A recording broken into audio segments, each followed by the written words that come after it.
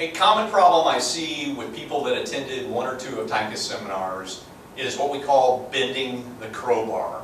Tuite would do a seminar and he would show a little bit of a technique and he wouldn't really explain it in depth.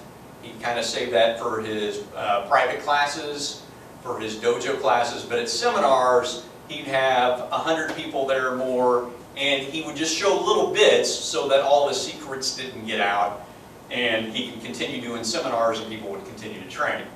One of the most common is what we call bending the crowbar. This is my pry bar.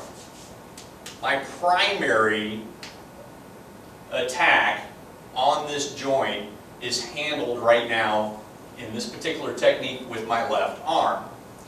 Putting pressure on that, I keep my arm straight. But what a lot of people do is they would see Tuite at a seminar, he's talking, he's bending his arm, and then boom, he'd do the technique really quick, and this is what they took away. We don't want that arm to bend. It makes it almost impossible to get the principle of X, the angle of attack, correctly. It makes it pretty much impossible to do what we call the pump, where you lift a little as you're applying that principle of X. The second you bend this, whether it's high up on top or low, it makes it difficult for me to perform the technique on somebody bigger than me. Now I'm following pretty much every other principle. I've got primary and support here. I've got my angle of attack with force efficiency. I've got both arms bent, but Brian is physically stronger than me.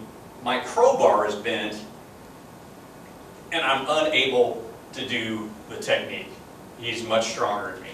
Now if I leave this arm straight and I get the pump, at no point did my arm touch his arm at all. If I do this other side, you can see if I go into bend, I cannot do the technique.